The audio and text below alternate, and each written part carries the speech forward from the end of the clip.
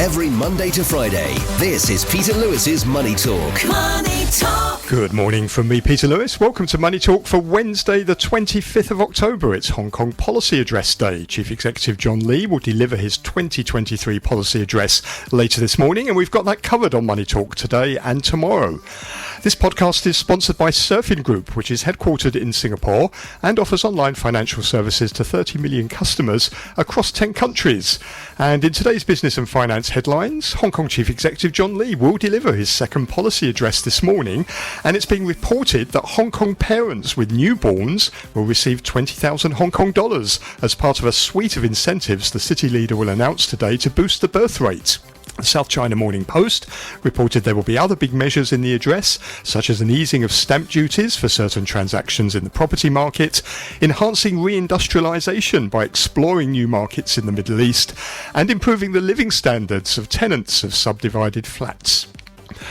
President Xi Jinping made his first known visit to the nation's central bank since he became president a decade ago. President Xi, along with Vice Premier He Lifeng and other government officials, visited the People's Bank of China and the State Administration of Foreign Exchange in Beijing on Tuesday afternoon. The Vice Premier also visited the nation's sovereign wealth fund. The visit comes as state leaders, regulators and top bankers are set to gather at a closed-door financial policy meeting early next week to set medium-term priorities for the $61 trillion financial services industry and prevent risks. China's legislature approved a plan to raise the fiscal deficit ratio for 2023 to about 3.8% of GDP, the official Xinhua news agency said Tuesday, well above the 3% set in March, which the government has generally considered a limit for the nation. And the plan includes additional sovereign debt worth 1 trillion yuan, that's about $137 billion being issued in the fourth quarter. Taiwan's leading presidential candidate has criticised China over a probe of major Apple supplier Foxconn, saying Beijing should cherish Taiwanese companies and not put pressure on them during an election. Vice President Lai Ching-te, the candidate from the ruling Democratic Progressive Party and front-runner for the January polls, accused Beijing of unfairly targeting the Taiwanese company ahead of an election early next year. On today's programme, I'm joined by Enzio von Pfeil, Capital Preservation Specialist at Financial Shield, and Richard Harris, Chief Executive Officer at Port Shelter Investment Management. And with a view from Japan is Dan Kerrigan, CEO of Interactive Brokers Securities in Tokyo.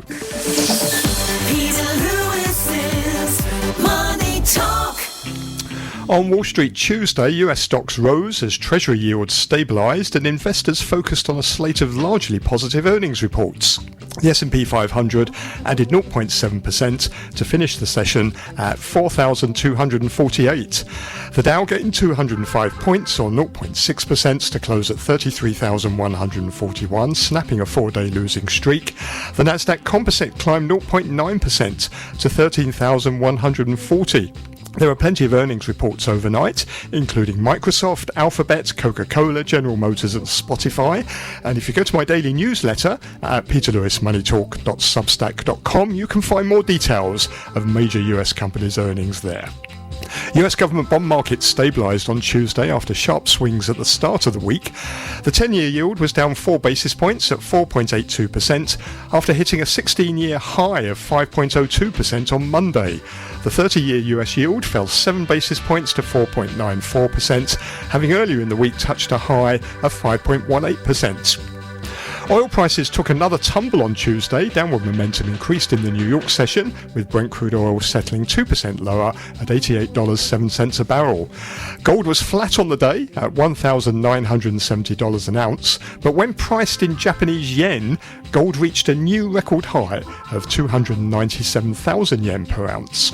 The US dollar index rose 0.6% to 106.25 on Tuesday after the latest S&P global PMIs for the US beat expectations in another sign the US economy remained robust in October.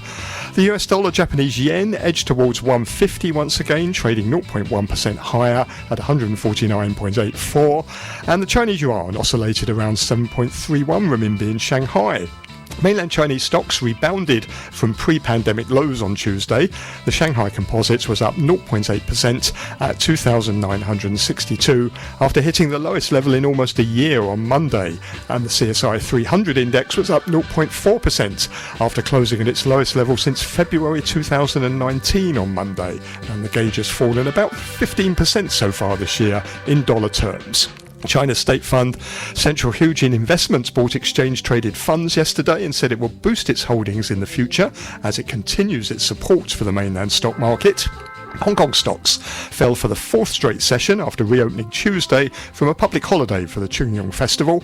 The Hang Seng was down 181 points or 1.1% at 16,992. That's the lowest level since the 10th of November 2022. But futures markets are pointing to a rebound this morning.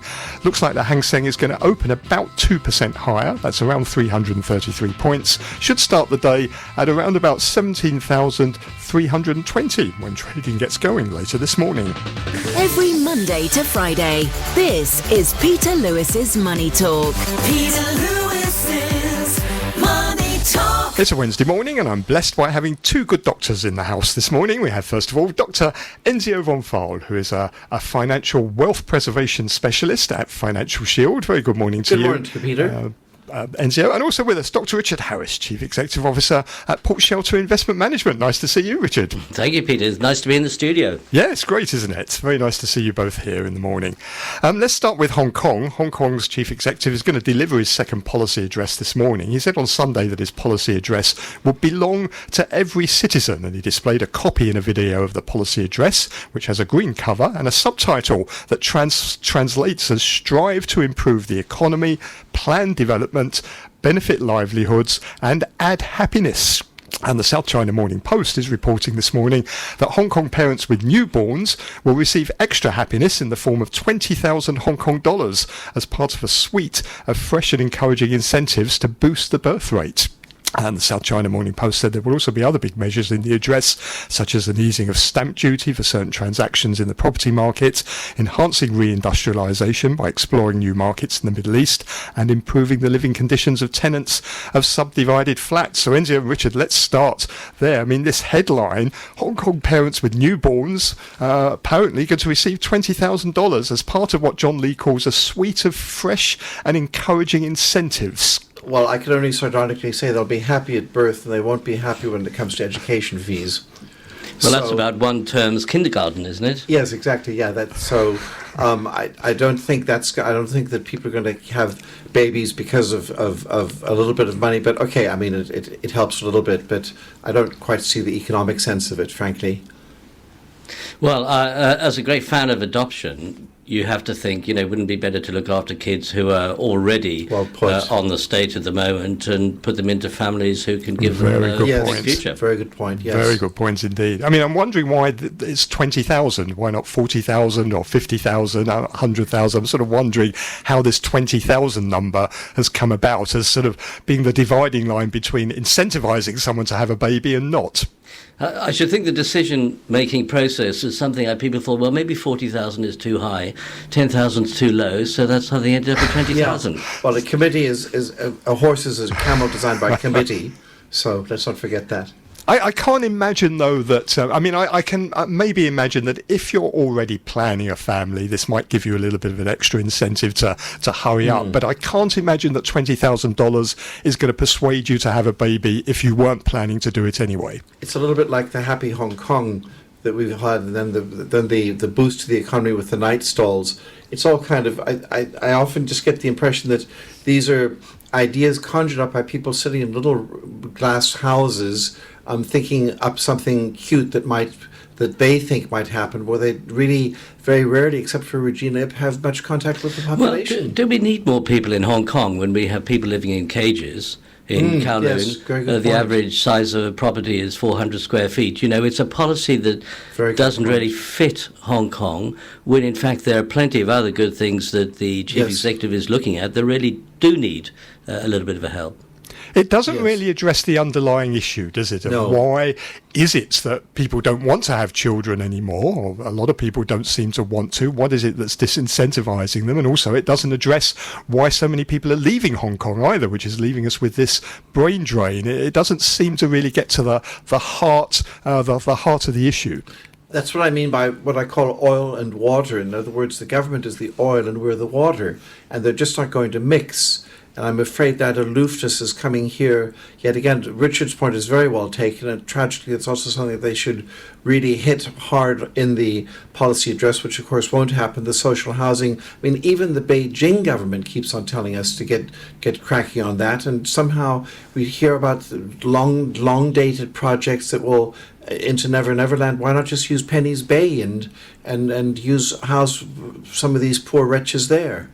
Well, I'm all in favour of this consultation, and the government has done quite a lot of consultation with the public. But I can't help thinking, as I was walking on the trails the other day, that maybe senior government ministers probably should get out and start walking the trails of Lantau and Hong Kong and meet some people. And maybe they should go to Lok Fu Estate, Lok Wara Estate, where you have people there who are quite poor, living in government housing, salt of the earth people, many of them often disabled. And I think if government ministers went there, then perhaps they really would be focused on some of the issues that can be dealt with by government. And there's still, in a city like Hong Kong, there's 1 million people living below the poverty line. I mean, that's something that really is a shame and a scandal, isn't it, on the city? It's a blemish. Yeah, it's always difficult, this poverty line issue. Where do you actually draw it? Also, when you go somewhere like Lok Wah, you realise, it's relatively clean. People are housed. There are people there who aren't earned very much, and the people who actually built Hong Kong in the place that it is. But I do feel there are plenty of lessons to go when you go walking around those housing estates, as I sadly only too occasionally do. I mean, I have to confess, I haven't walked around some of those housing estates, but when I do talk to people out and about when I go out, and I seem to be detecting that there really is a general malaise about Hong Kong at the moment, and a sort of a pessimistic outlook. I mean, maybe part of it is because we've been in a recession 3 out of the last 4 years, which hasn't helped, and so many businesses have closed down because of the pandemic. But that does seem to be an issue, doesn't it? That there is just a general pessimistic feeling about Hong Kong, and we seem to have lost our sparkle. Well, it's because the sparkle has been replaced by verbiage. For instance, we're the international financial centre. That's brandish, but nobody can speak English. The educational system is lagging. These are all, and then everybody blames China, which I wouldn't. I think China's probably very disappointed in us. I think there's so many local issues, such as Richard was just mentioning now, on the social side, for instance, or English, or indeed vocational training, that could be addressed and would really get the place moving again. But no, they're sitting in their glass houses. They're not mixing with the populace, as we've all agreed, and that's the result. I think the other thing is Hong Kong's a very reactive place. We've always been a reactive place through history. It's been a place where people have come to do things and bounce off each other. And I think now that China's economy is treading water at the moment, we don't have that kind of reaction. We don't have billionaires coming in wanting to buy lots of property. And as a result, we're sort of in a malaise. And in a way, I think we have to accept it, because we are so dependent now on the motherland. But part of the problem seems to be that the way in which we do things in the city has changed, doesn't it? You came here to Hong Kong because you wanted to pull yourself up by your bootstraps, to get on with things. The government never really got in the way. Market forces dictated, where investment and capital and people went. Whereas now we seem to be moving much more towards a planned economy, where the government's going to decide where we build new businesses and industries, and which sectors we're going to be competitive in, rather than the market telling us where it wants to have new businesses put, and which sectors we ought to be investing in. It's this ridiculous emulation of China. It's this sycophantic, I'm trying to outguess what the Chinese want, and then I hope that they will favor my proactive obedience. And we see this yet again with this planned economy, that let's have night markets, let's have night stalls, let's have a happy Hong Kong. I mean, these things, if nothing else, are just an embarrassment to anybody who's going abroad and saying, I live in Hong Kong. Oh, so is it happy over there? I think the government has to start realizing that Hong Kong is different from China, such as with the spending money for more children policy. It's not ready for Hong Kong. We need housing issues dealt with. We have a sluggish economy.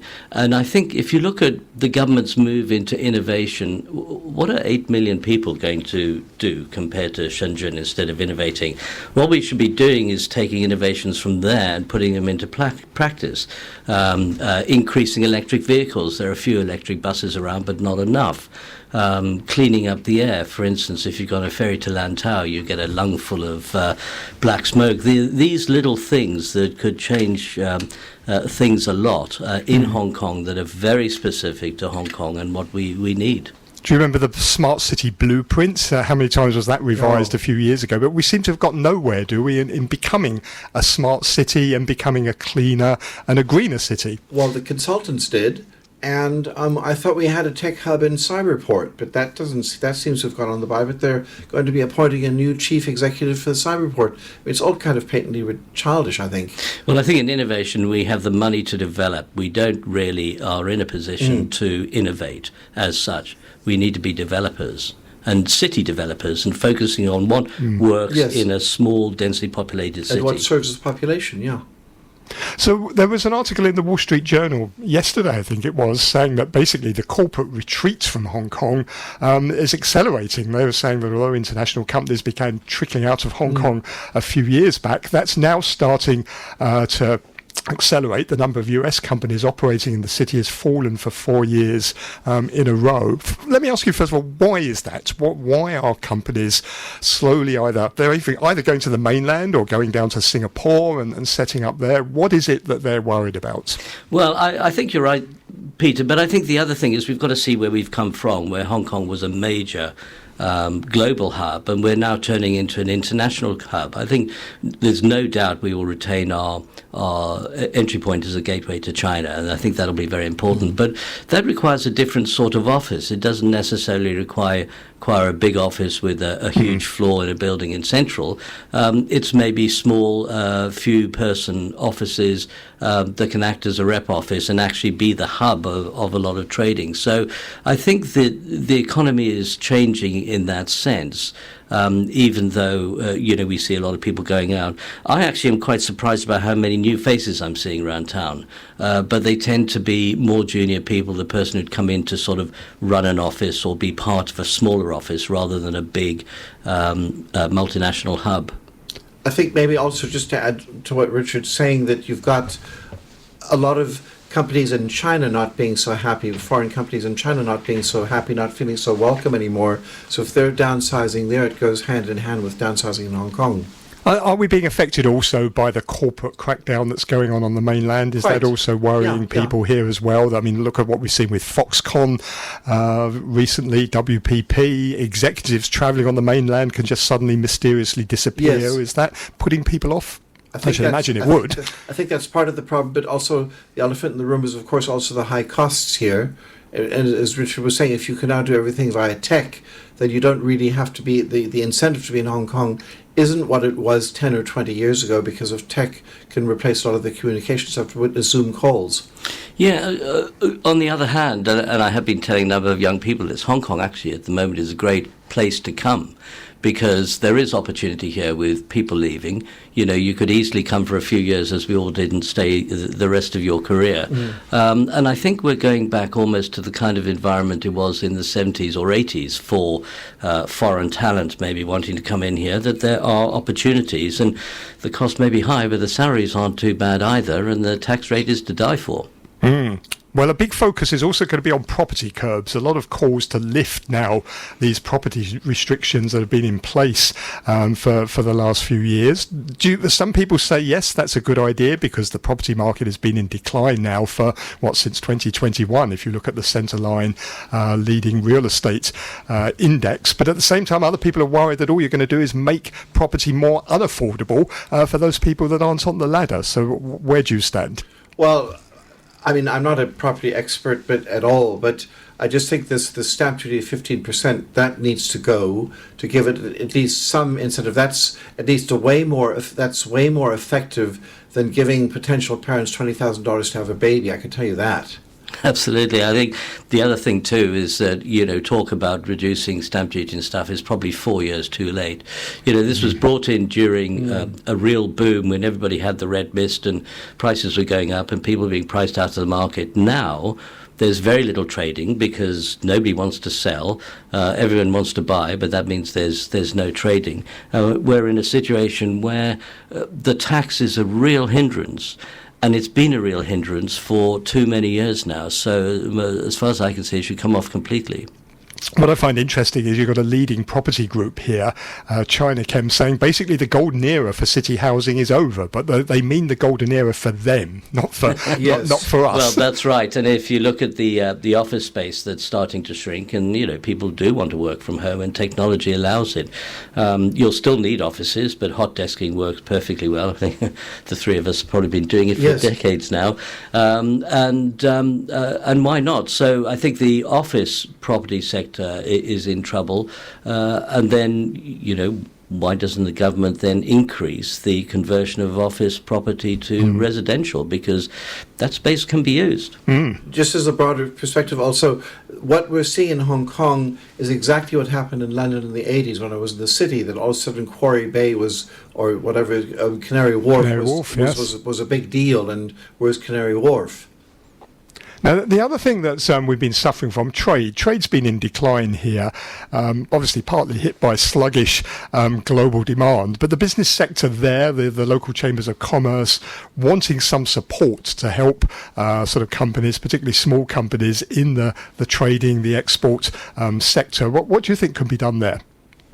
Well, what we're looking at a lot of these policies is we're pushing on a string. We're trying to encourage people to do stuff when there isn't anything there. We need to try and encourage demand more. And, we're talking about increasing foreign talent coming into Hong Kong. That's important because they demand goods and services. There's been a worrying slowdown, or should I say increase in talk about slowing down trade between EU and China, US and China.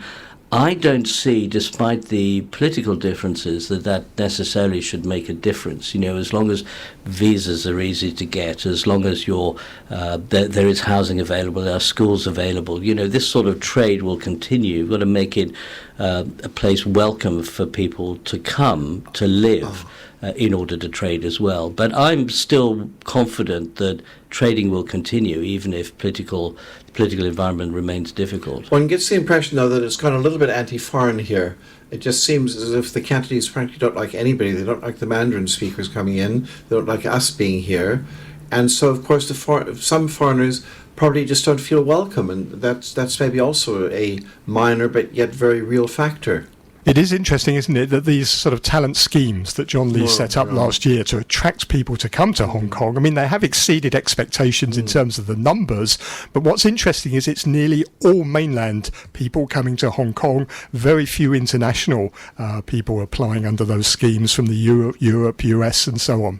Well, I think there's no doubt that when you're overseas and you see the news coming from Hong Kong, it's not overly positive, and I don't think there's any particular spin or slant placed on that. I just think that perhaps the government does need to bring in incentives or maybe things that are a little bit stronger than Happy Hong Kong, relax visas for people, say, under 25 to come in here and to spread it more and not be so suspicious of people coming in, because as I was saying a moment ago, I think Hong Kong is an excellent place for somebody to start, maybe not start their career, but come in after their first, second, third job and really make a career here. But it's also the high costs. We were talking about the property market before. I think that a lot of the firms, at least for Central, are not turned on exactly by the extremely high rental costs. And we were just out in Sai Kung, and even there you're paying 100 to 200,000 a month just for a shop front and a little sort of piazza, which is just amazing. I was quite baffled, I must say. Well, I think it's Hong Kong's very sticky where property price is concerned in terms of coming down, and people don't like to reduce those headlines, but what they will do is give rent-free periods and things like that. But I think we're probably, if you're going to guess, as a fund manager would guess, I would reckon we're maybe 20-30% off the top in terms of what the real prices are. And maybe one day people are going to have to bite the bullet, bring prices down there so it looks more affordable, and then we'll start from what is a true price base.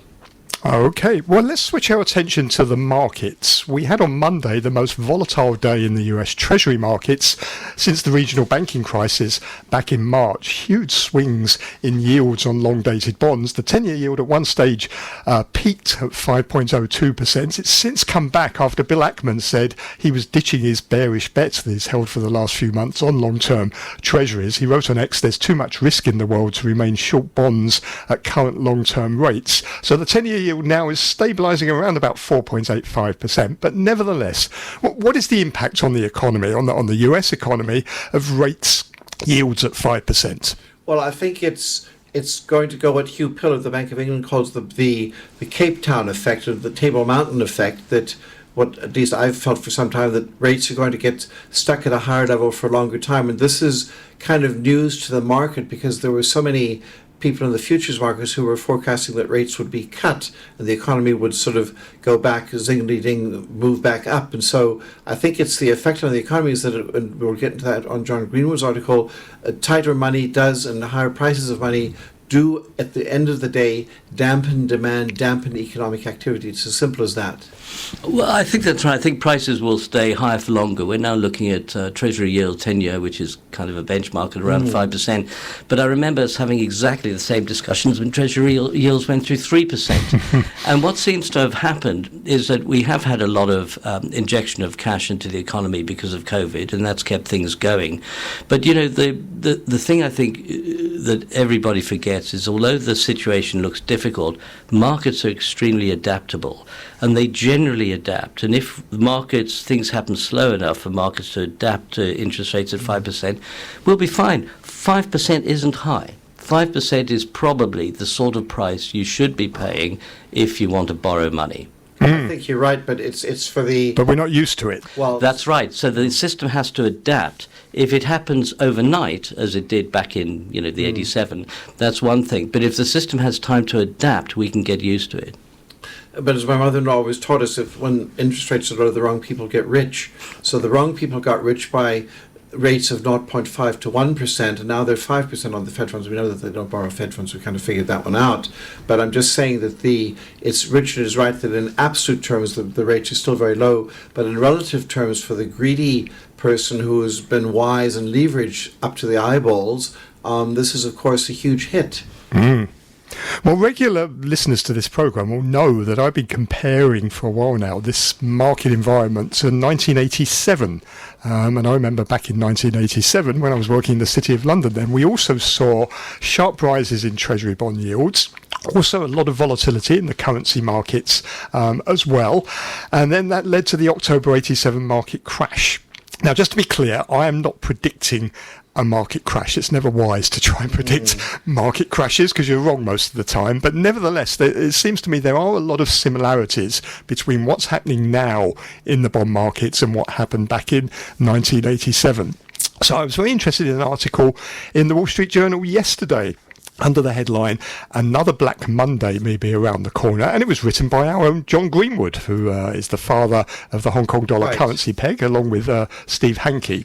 Basically what they were saying, they put some sort of economic numbers a bit around what I've been saying about the similarities between now and 1987, but they said the Federal Reserve's policies are threatening US financial markets and the economy. They're in danger of a steep recession and the risk of a repeat of 1987's Black Monday.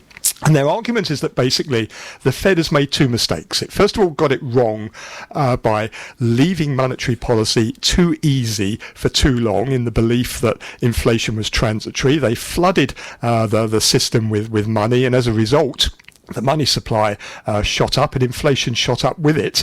And they're now saying that they're compounding that mistake by doing the reverse right now, in that money supply is contracting very fast at an alarming rate. Inflation is going to tumble, may even go negative, and as a result, it's going to drag the US economy into recession. Now, we've all read that. The three of us have certainly read that article. If you haven't seen it yet, maybe go and take a look at the Wall Street Journal. It is a very interesting article, and there is data in that about what's happened to the money supply, which, of course, John Greenwood is a monetarist and focuses very heavily on the monetary supply. But what do you think, first of all, of this analogy? Are you worried at all that maybe we're heading down the same path to disaster as in 1987, or is it going to be a different type of disaster? Well, I'm reminded of Harold Macmillan's quote about politics. What do you fear most? And he said, events, dear boy, events. And it really depends what comes around the corner. My base case is that, whereas I completely agree with John, I think the Fed has really acted like a bunch of economists rather than central bankers. They've been looking in the rearview mirror 3 months behind. So they have got it wrong. They did put too much money in the economy. They're now trying to break the economy. But, John's right. If you reduce money supply, you're going to have lower inflation, you're going to have lower growth. Hey, that's why you do it.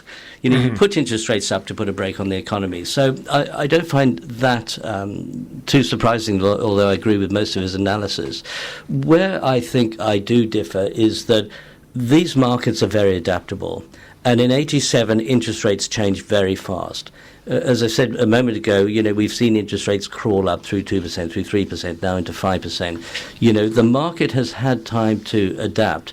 We may well have an event down the road that is a trigger that causes a shock, as it did in 87. It's difficult to see where that is at the moment if we've survived both Ukraine and Israel. It's going to be out there, but I'm not so sure whether it's visible at the moment. I agree with that. I would add, I think that John Greenwood's analysis is spot on.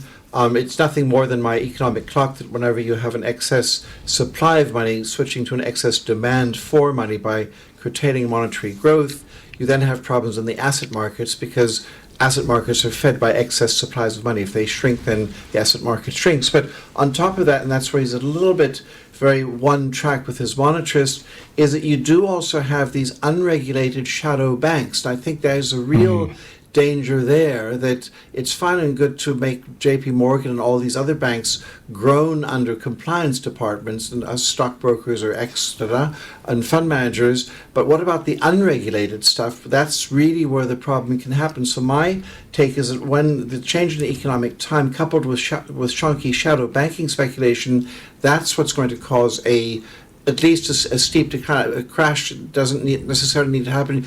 Chaos comes from the Greek word chaos, which just means abyss. And how long is a piece of string? You don't know how deep it is and where it's going to come from. Well, the real abyss, I think, is you're looking at the debt mountains. We're now looking at what US 1.7 trillion deficit or something. We've got large deficits in China as well. We don't even have to talk about Europe. That's sort of Europe's middle name. But it's not just debt, it's the leverage associated with the debt is probably still too high, because people took on debt when interest rates are low. And then what we forget about is this derivative mountain. And trillions and trillions. Debt, trillions and trillions. Now, it only takes a default by a big player to get us into a 2008 scenario again.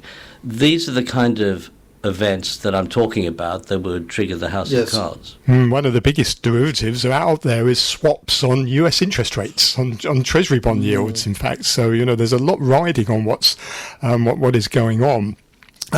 One of the things they say in this article is they talk about quantitative tightening, because that, as well as interest rates going up and yields going up, and also the Fed is tightening it as well by removing bonds from its balance sheet that had accumulated, well, basically since the global financial crisis. I think $1 trillion has been unwound now over so far this year, and they're saying that is adding to the tightening that's going on, as well as bond yields moving up, which is also a form of tightening. So in effect, this is in effect over tightening, that at some point the system's going to break because too much money is being taken out. So what do you think about that? Because the Fed has always said this will go on in the background, no one will ever notice. Now, in this article, they disagree with that and say, we're getting to the point where we will notice very soon this quantitative tightening. I think we are already. I think that bank lending is beginning to wane a little bit, and there's a lot of murmur in the Hong Kong market about people remortgaging their homes at the banks, but this has not become public knowledge yet. So I think it's already, that side of the equation is already happening along with the slowdown in global growth, in global trade. Yes, I mean, people have also been looking at the 30-year, which when I was a boy was the Treasury market that everybody would look at, which has also gone up quite substantially. But I wonder also whether, if you look at the data regarding Chinese holding of U.S. Treasuries, whether the continual selling by the Chinese authorities of U.S. Treasuries is also not affecting, because it hasn't really affected it up to now. But of course, when we see this pressure on interest rates elsewhere, maybe we're starting to see that come through in prices as well. Well, sorry, Peter. Yeah, and also just adding on to what Richard was saying, it's also the increased issuance of debt that you were saying before. That's also bringing the price down, so the yields are going up. I mean, you have to say, though, I mean, I've looked through this. I would say maybe in contrast to what they're saying in the article, is the market has handled it very well so far. A lot of debt, $1 trillion, has been rolled off the balance sheets, which means someone else has got to buy it. We know it's not the Chinese, we know it's not the Japanese, but nevertheless, it has rolled off without causing too much damage, and the market has been able to absorb it up to now. I should add, that's a very important caveat. Up to now, it has been able to absorb this pretty well, hasn't it? That's precisely the danger. I think they are a little bit like the government here, a little bit with their heads in the clouds, not wanting to accept reality. Look at how long it took for the market to accept reality that interest rates wouldn't necessarily sort of start coming down next year. That was already 6 weeks ago. They were still saying that. I think Katie Martin's article in the Weekend FT was very useful on the long view, basically saying that normally you would expect the Treasury prices to go up and gold to go up in the time of a crisis. That ain't happening yet, and I think a lot of this is just delusional, that people say, well, I can still make money, it's last drinks time perhaps. But don't forget, the story's not over yet. You know, as soon as the central bankers realise that their pension is being affected by severe market slowdown, they're going to cut rates. So although it's good to look at these figures now, and John's exactly right in terms of putting out his path to the future of money supply shrinking, and therefore that's not good.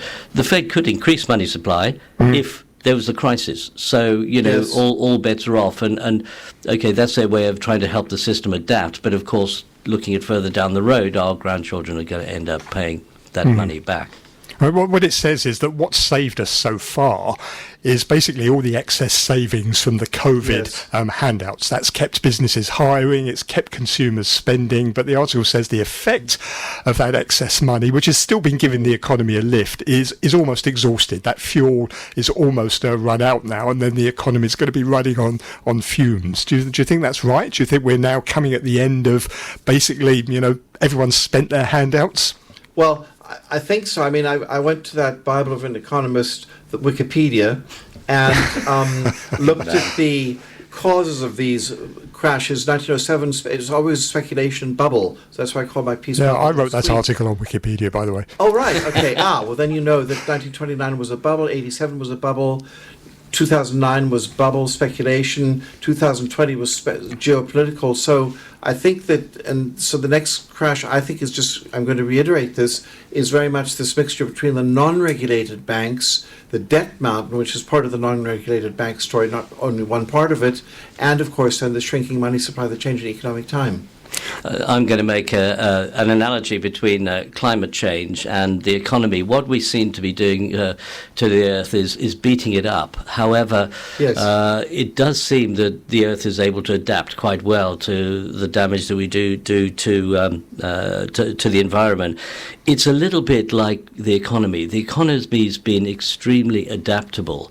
And as Enzio is saying, you know, these events tend to be during bubbles, during shocks when markets are very fragile.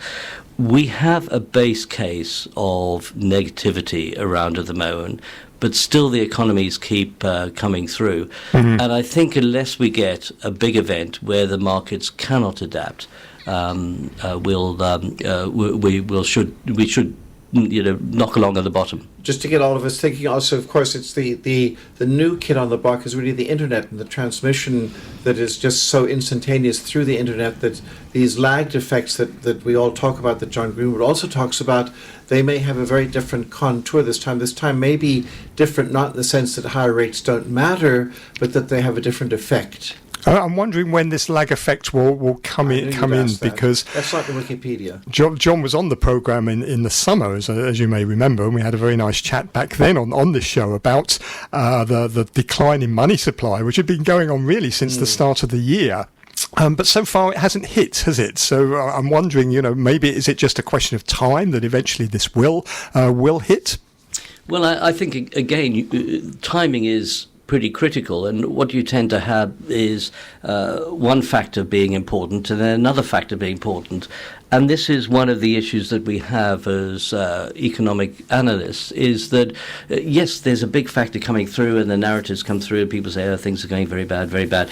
But often something else will come through to bail it out. But we only see this in the rearview mirror. So I think timing is all important. We do try and forecast the future by what happened in the past, but sometimes other factors come in to knock our forecasts off track. Many people have been telling you the time by looking at somebody else's watch, and that's been what's been going on with the markets, in my mind. But I also think that with 95% or so of U.S. mortgages still at fixed rates of 3.9% or so, I think that's a huge buffer, because once those things roll over, and I have no idea, maybe somebody in this discussion does, when these things roll over, if at all, then that would really make a mess of things. Maybe that's what's keeping this lag effect so long, the fact that you have this unique housing market in the US where you can lock in low rates, your mortgage rates for 30 years. And borrow against it. It's been the same in the UK. A lot of these fixed rates are coming off around the end of the year, early next year, and that's going to be quite punishing. I also wonder how that's going to affect money supply, because people with a little bit of cash in the bank are going to look to pay their mortgages off. So then that's going to start impacting banks and mortgage lenders and people like that. And will also mean that there's less ready cash at hand in the economy.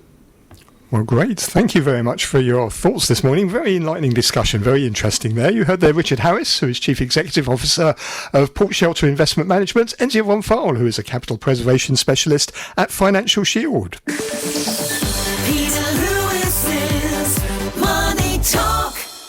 I'm joined now by Dan Kerrigan for the first time on Money Talk, the CEO of Interactive Brokers Securities over in Tokyo in Japan. Very good morning, Dan. Morning, Peter. Thank you for hosting. You're very welcome. Look, we've been talking about the bond markets earlier on this morning. Now, of course, the Bank of Japan itself has got its own monetary policy meeting coming up. The Nikkei is reporting that the Bank of Japan officials are mulling tweaking yield curve control settings. This is something that they've been teasing us with for a while now, isn't it? And but so far, they haven't done anything this year. But are we about to see the end of Japan's ultra-loose monetary policy?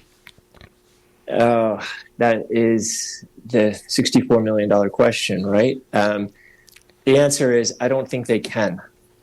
I think they're going to have to continue to keep monetary policy loose just because of the indebtedness that we know of the country.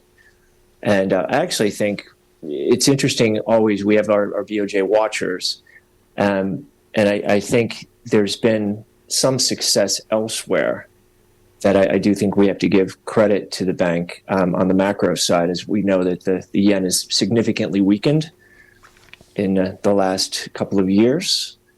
And we also have seen, which I think is more important, is that the CPI figure start to trend around 3%. And the reason I believe this is actually much more important than watching the yield curve for the time being is because for the last 30 years, as you know, we've had this deflation of the bubble going back to the 80s and the impact that that's had on consumption. So people are not inclined to buy anything today if they're of the view that it's going to be cheaper tomorrow. Mm-hmm. And I think we all are, your listeners are sophisticated. They're all aware that about half of Japanese household assets are sitting in cash, which was fine in the previous sort of macro regime. But clearly with the inflation prints now, you're locked in at losing 3% of your competitive purchasing power. So there is some sense of urgency now with this new inflation regime to put those assets to work in yielding securities, whether it be equities or bonds or even looking overseas. Have people's attitudes changed? I know that in the past they were certainly worried about if they bought now it would be cheaper in a few months' time, but now you've got inflation rising much faster than wages, so people are seeing that, as you said, the real decline now in their living standards and in their incomes. So it sort of suggests that the monetary policy is no longer appropriate for where we are now. That's true. And again, if I had to boil it down in terms of what's changed, I mean, you and I have both seen a few cycles. The real impetus of the bubble going back many decades is an effort on the U.S. government to try to reduce Japan's external trade surplus. And now, what I think is interesting, all of these reform measures that are being talked about, which we can go into greater detail, are actually emanating domestically. So Prime Minister Kishida is really trying to take up the mantle of former Prime Minister Abe in terms of implementing some meaningful reforms in terms of how the economy is structured. And I think he's enlisted some interesting partners. The most interesting character in the drama now is Mr. Yamaji from the head of the Tokyo Exchange, as it's called. In my role, I've had 3 or 4 encounters with him. And I just think it's interesting for your listeners to be aware if they're not. First meeting that I met Mr. Yamaji was actually an activist convention. And he was the introductory speaker, and he said, as the head of the Japan Exchange, I welcome this activity. And there were some foreign activists, constructivist activists. There were a couple of domestic people speaking at this. But it was the first time I'd ever could recall the head of the exchange saying that he welcomes engagement shareholders. And there also is a push now for those companies that are listed on the exchange that are trading below 1x book to better deploy their capital. A lot of these companies actually have a lot of cash on the balance sheet, and there are efforts now to get them to look at better deployment, whether it be share buybacks, whether it be raising dividends or selling off underperforming portfolio companies. But again, this is all coming from the exchange. It's a bit embarrassing to have half of the listed companies trading below book. It kind of defeats the purpose of being a public company at this point. So I just think there's some interesting things that are afoot that you do notice when you're here.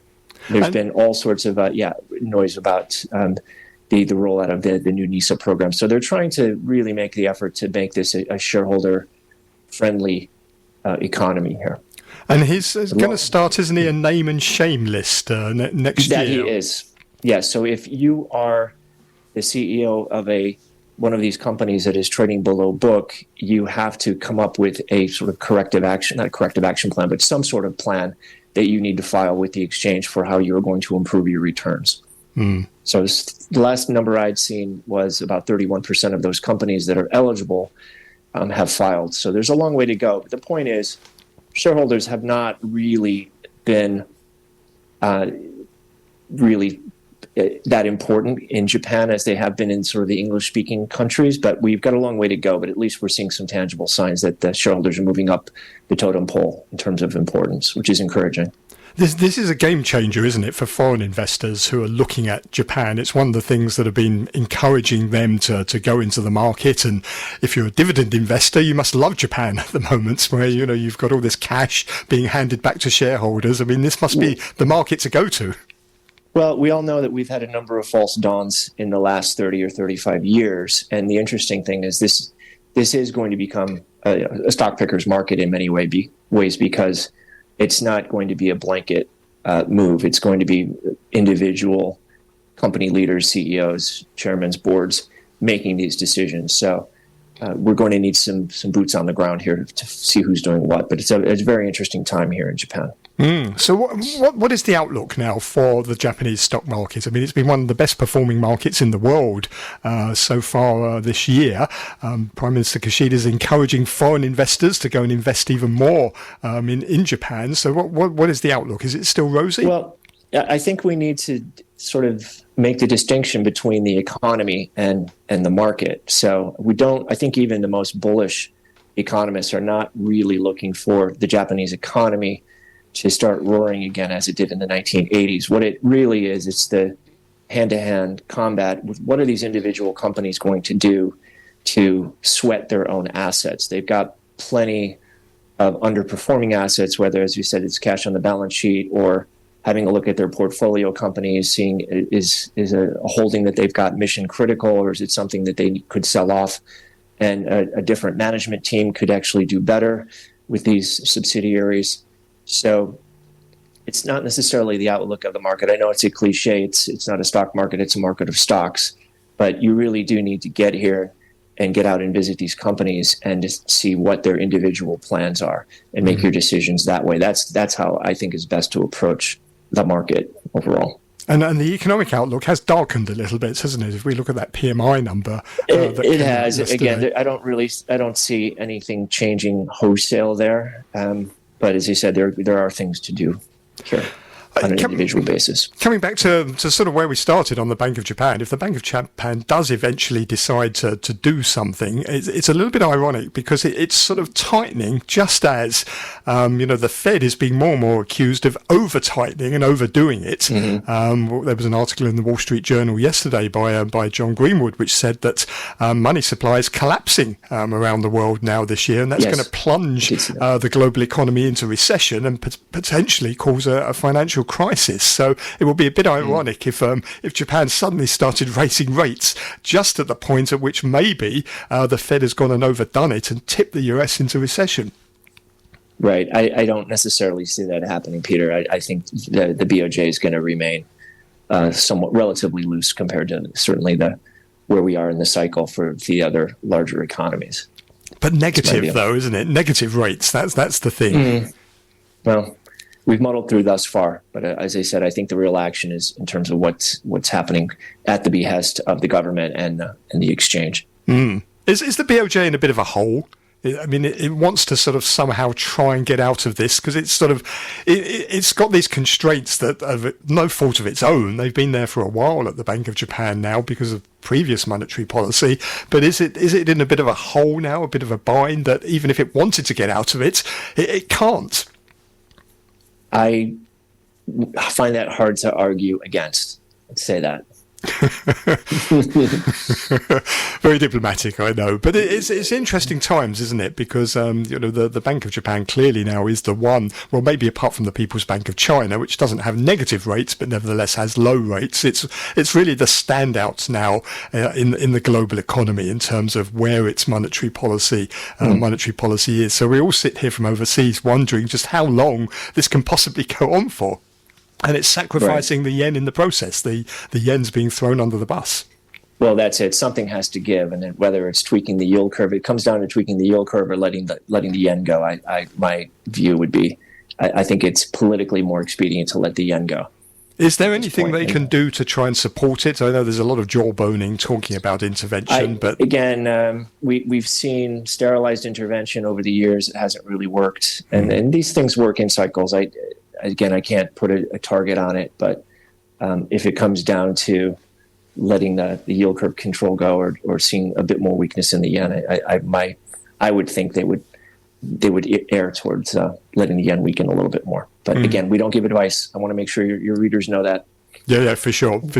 But it seems, though, isn't it, that the only thing that is going to work in terms of supporting the yen is if the Bank of Japan actually raised interest rates rather than talking about things and rather than talking about potential support. None of that really works. It's going to take a real change in monetary policy for the yen to take off. Right, but again, they like to do things gradually, and we've seen that in the long end of the JGB curve. So I don't think it's going to break necessarily, but we'll have more gradual moves in my view. Okay. Well, Dan, thanks very much. It's always good to talk to you, and we'll talk to you again very soon. That's Dan Kerrigan, who is the CEO of Interactive Brokers Securities over in Japan.